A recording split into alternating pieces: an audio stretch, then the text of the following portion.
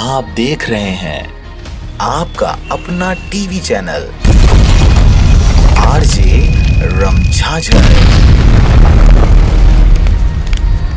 जज्बात के रंग, भरोसा के संग।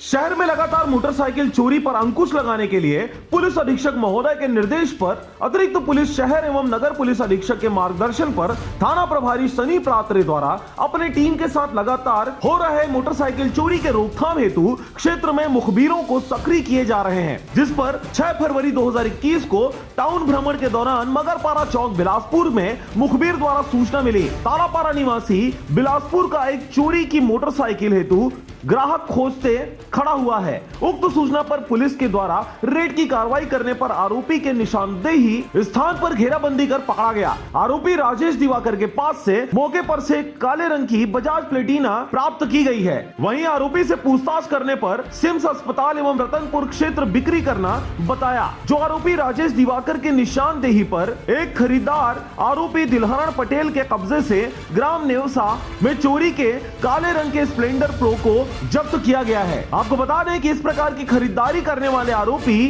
दुर्गा ग्राम जाली, वहीं दूसरा खरीदार राम गोपाल गंधर्व ग्राम अंधियारी पारा लिम्हा।